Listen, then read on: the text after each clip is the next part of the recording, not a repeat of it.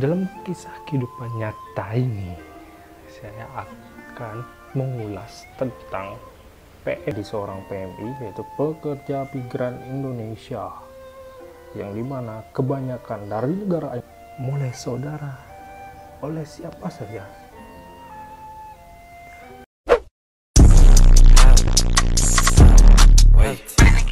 Herannya, PMI itu sudah dicek sekian kali. Gara-gara virus corona ini, PMI itu kadang disebut sebagai pembawa aib. Saya tidak mengerti kenapa bisa seperti itu. Padahal jujur saja, mencuci tangan itu adalah hal yang selalu dilakukan oleh PMI di kapal pesiar. Saat makan, megang muka, dan lain sebagainya, kita harus mencuci tangan. Dan cuci tangan itu 20 detik. Itu sudah saya tahu dari pertama kali saya gabung, yaitu pada tahun 2016. Tepatnya itu bulan Juli 2016 saya bergabung pertama kalinya di kapal pesiar. Dan sampai saat ini saya masih berada di titik itu. Cuman sekarang dunia lagi mungkin mengcover atau meridus kembali, membuat dia memulihkan kembali apa yang telah kita lakukan. Kita tidak tahu apakah ini sebuah karma atau tidak untuk kita semua. Tapi kita disuruh diam di rumah, mungkin untuk kita istilahnya adalah sadar diri bahwa dunia mungkin murka terhadap manusianya. Kita mungkin kurang bertanggung jawab tentang apa yang telah kita lakukan kepada hewan, tumbuh-tumbuhan yang ada di dunia ini. Nah, itulah kisah-kisah yang saya baru sepenggal, itu kisah-kisah mengenai tentang PMI. Kehidupan seorang PMI itu tidaklah semudah yang dibicarakan orang. Kadang saya pernah mendengar kata seperti ini. Kerja di kapal pesiar, uangnya banyak. Itu adalah orang yang hanya perspektifnya kecil, yang hanya memikirkan satu sudut pandang saja, tidak memikirkan dari segala hal. Dia tidak mengerti dan tidak tahu bahwa kerja di PMI itu lebih keras daripada kerja di tanah air sendiri. Kalian harus tepat waktu datang. Setiap hari kalian harus melakukan kebersihan diri, menjaga kebersihan diri. Dan juga ketiga adalah yaitu press atau tekanan yang kerja di dunia PMI itu adalah sangat keras, tidaklah mudah. Untuk menghasilkan uang yang banyak, kalian harus kerja yang lebih banyak. Itulah sistem PMI yang ada di kelautan. Namun pemerintah, saya merasa berterima kasih karena pemerintah telah berusaha untuk memulangkan para PMI yang masih ada di kapal. Dan saya sudah mengkontak teman-teman saya yang sebelumnya ada di kapal bahwa mereka sudah ada di Bali dan sekarang lagi di karantina. Sungguh disayangkan, seharusnya mereka bisa ketemu dengan keluarga. Karena COVID-19 ini, mereka harus kembali lagi berkarantina dan menunggu kembali untuk berkumpul bersama keluarga mereka. Saya sangat sedih sekali dengan mendengar hal itu. Saya masih sangat beruntung saya masih di sini. Oke. Sebelum saya menjadi PDP, yang pertama adalah saya datang di bulan 27 November 2019, di mana COVID-19 itu belum berkembang seperti sekarang. Dan di bulan Desember kayaknya itu baru terjangkit di Wuhan. Semua orang berpikir bahwa penyakit itu tidak akan menyebar ke seluruh dunia. Namun, perkiraan itu sangat salah. Dan itu berkembang begitu pesat sehingga mencapai Eropa dan mencapai negara-negara lainnya. Sehingga Asia dan sekarang bahkan Amerika sudah mencapai jutaan kasus. Wow. Saya tidak mengerti ini apa yang terjadi. Dan disitulah saya baru jadi OTG, orang tanpa gejala menjadi pengangguran tanpa gejala masih bisa dipertahankan karena saya masih punya tabungan dan saya masih bisa untuk menghidupi. Berselang waktu, yaitu seharusnya saya join pada bulan Januari karena dokumen saya belum jadi, di cancel, dan akhirnya saya rejoin kembali di bulan April. Namun di bulan Maret keadaan makin memparah. Indonesia terjangkit COVID-19 dan boom, kemungkinan pemerintah dan masyarakat adalah panik dengan hal ini, sehingga kocar-kacir belum siap untuk menghadapi apa yang telah terjadi. Dan di saat itulah saya diperpanjang menjadi ODP, orang dewe penghasilan.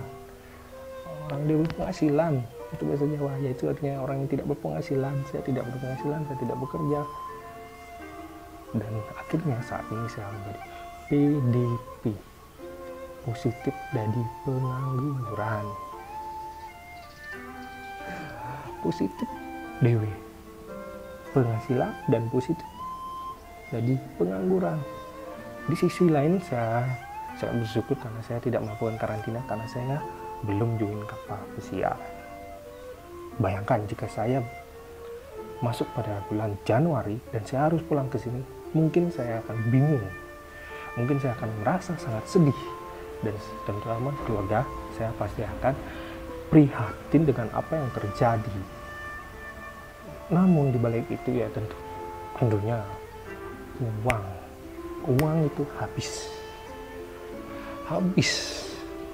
Karena kenapa? 6 bulan tanpa penghasilan. Coba bayangkan jika kalian 6 bulan saja, janganlah 6 bulan, 7 hari aja kalian tidak memiliki uang, bagaimana perasaan kalian? Ingat, komen di bawah ini sebanyak-banyak mungkin tentang pendapat apa, karena nanti saya akan share, saya akan screenshot, dan saya akan ceritakan komen-komen Anda, dan saya harap pemerintah Indonesia, bahkan pemerintah Bali menyaksikan apa yang saya buat ini hari ini.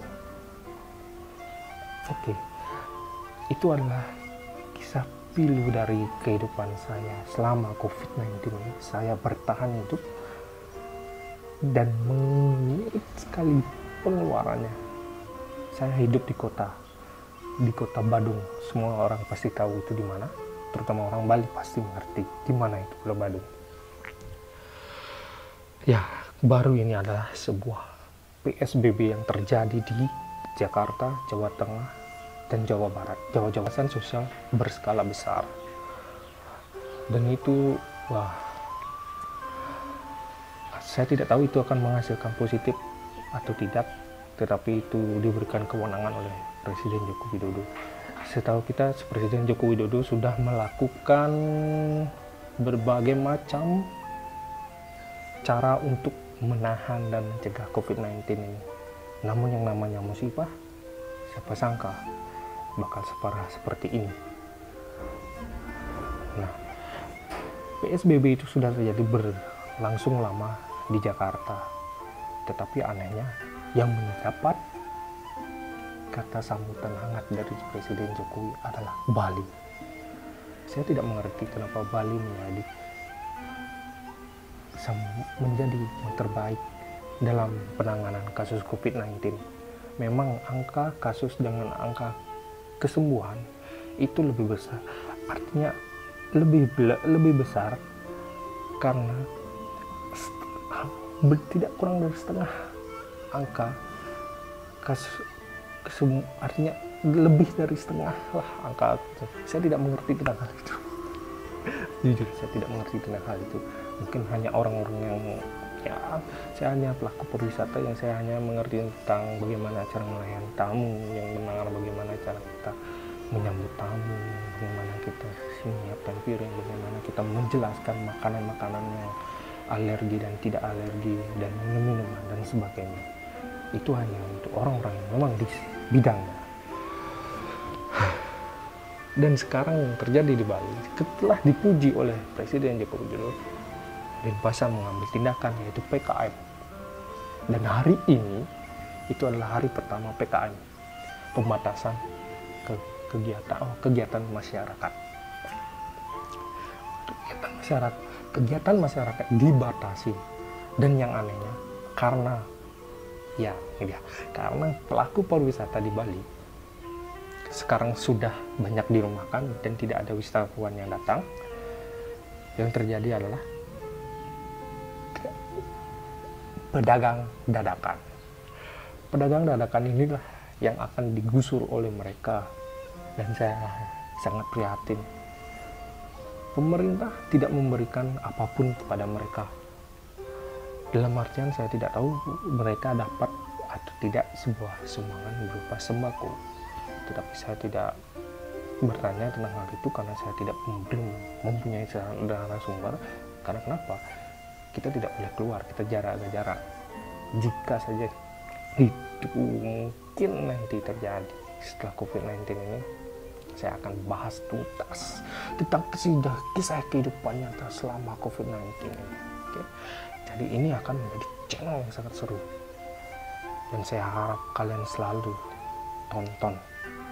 Dan saya ingin video ini viral biar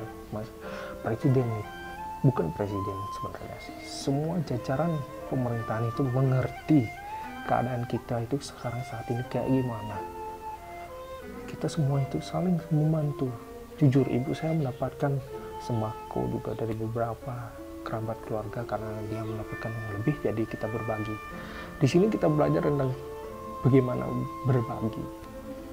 Saya mengerti pemerintah itu berusaha untuk mempertahankan perekonomian karena COVID-19 ini sebenarnya bukan menyerang paru-paru, bukan menyerang hidung, bukan menyerang tenggorokan, tapi menyerang mata, yaitu mata pencaharian. Mata pencaharian yang diserang sehingga perekonomian di seluruh dunia jatuh. Dan saya tidak tahu saham itu sekarang adalah lapang hijau ataukah darah. Kalau berdarah semuanya, ini akan menjadi hal yang sangat sulit untuk dikembangkan. Untuk PKM ini lebih jelasnya, saya akan buka dan saya akan berbagi kembali dengan kalian bagaimana proses PKM yang pertama kali ini dibuka. Besok saya akan berusaha untuk mencari informasi-informasi mengenai tentang PKM ini, karena ini adalah sesuatu hal yang baru. Dan ini terdapat pro dan kontranya. Sangat hebat. Diberikan suatu pujian, tetapi dia melakukan hal yang memang sepatutnya dilakukan karena memang pemerintah ingin mencegah. Tetapi harusnya diimbangi dengan juga pemikiran yang positif, yaitu orang-orang itu bagaimana caranya akan mendapatkan makanan, karena perut kosong itu susah diajak kompromi, betul kan? Oke, sekian dulu untuk sharing-sharingnya bersama saya, Gede Lali. Sharing-sharing kehidupan ini tentunya akan bermakna jika kalian selalu menonton ini sampai habis. Dan ingat subscribe, ikuti terus video ini karena akan ada video-video lainnya mengenai tentang pemerintahan, mengenai tentang kehidupan, mengenai tentang hal-hal yang tidak diketahui oleh pemerintah. Kita harus memberikan tahu mereka, karena pemerintah itu dia adalah beberapa orang memang terjun ke lapangan, tetapi tidak semuanya. Karena mereka tahulah bagaimana mereka cara untuk mendapatkan kedudukannya. Haus dengan kekuasaan, haus bagaikan air yang sekecil ini, mereka tidak akan rela berbagi. Oke pemirsa, itulah kawan-kawan tentang sharing hari ini. Dan saya ucapkan terima kasih sudah menonton video ini sampai habis. Dan ingat tentunya subscribe, kembali lagi subscribe, Dan komen itu adalah hal yang penting. Komen itu adalah hal yang penting. Kenapa? Karena komen-komen kalian akan menjadi acuan saya untuk bisa memberikan aspirasi kita kepada pemerintah, menunjukkan aspirasi kita kepada pemerintah. Itu maksud saya. Jika kalian mengerti, silakan like. Jika kalian tidak mengerti, silakan dislike. Atau jika kalian memang sudah meng-like, silakan subscribe dan share. Oke. Terima kasih. Ciao.